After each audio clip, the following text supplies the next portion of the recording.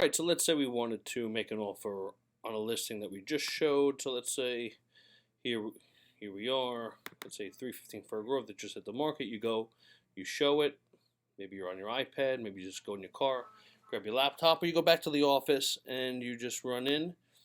You have to hit transaction desk and start a transaction, and then name it whatever you want. I usually just name it the address. You're going to ignore the template. It's going to be a residential sale. Then the imported data from, you're going to just add residential, and they'll take in all the information from that particular website. Now, here is the data that was imported. Really not much for you to do there. Just hit next on details. Next on transaction date. This isn't important unless you want to stay on top of when the acceptance date was, the contract date was, but I usually just keep on rolling through.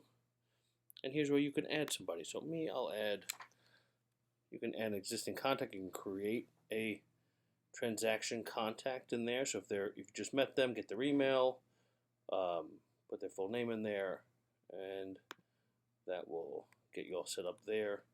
Here, I'll just add myself as the buyer as well. So I'll be buyer, just so you can see how it goes. Then contact form. Obviously, you're going to need the sales binder. Add. And maybe, obviously, you've met them and you've done agency disclosure, but maybe you want to do it again so that you have it all in one file. Agency disclosure for buyer and seller, and you can add all the other documents as well that you need for this transaction, so you have it all at once. Any documents you want to add, you can. So like having the buyer due diligence on your desktop to pull into there, or anything else, you can put in there and it'll have it all signed at once. And you just go into the binder and you just start filling it in. Making the binder of today. Address is put in. We're going to offer $7 with no good faith deposit. We're going to put $1 down on contract. The existing mortgage is going to be $5, and we're going to bring $1 to closing, making the total $7. Make sure they know it's a 30-year, that you will have them sign the contract in 5. You can, whatever you guys put. I put 5 to 10 days, and then when you hope to close, they're going to try to close by 5/5/2018, and we're going to close at TBD. You put the attorney in. Attorney is your mama. And 1-777-8888.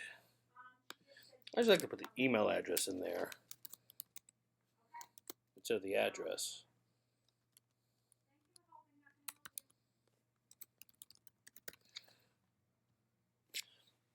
And that should be everything. You're going to want to hit the sign button, and then yes.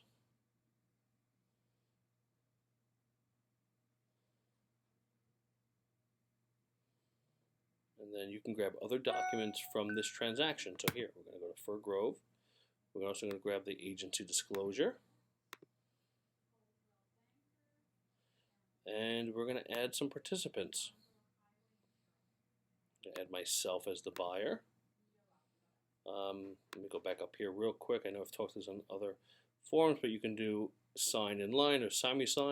Sign in line means that you pick who signs first and then who signs second. That's a short version. In my longer video, I explain it in probably a little bit more depth. We've already picked the documents. We know what documents they are. It's the sales binder and the agency disclosure. And then we are going to design this, meaning that we're going to add some additional data and put where the signatures belong. So in here, you go to, if you want to write any text, go to markup. You're going to grab the draw text button, you click it once, then you come down here and you click where you want to put the text, and you can write subject to inspection, nothing to sell, and whatever else help you think is going to help, and that's important on here.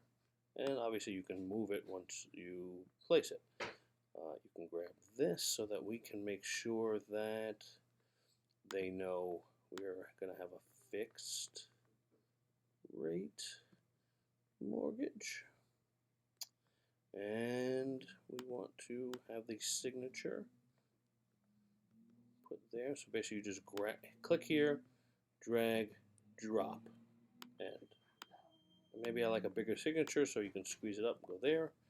And this document, oh, we didn't fill this out. We should have, but we're just going to mark it up. We're representing the buyer, so we can fix all mistakes here too. So we are buyer's agent, and we are a buyer's agent. Okay, we're not going to do advanced informed consent, at least not at the moment. And that's it. Send it out. Let them know they're going to get that email, or write a custom email. It's sent, and boom, shalakalak, boom. That's how you do it.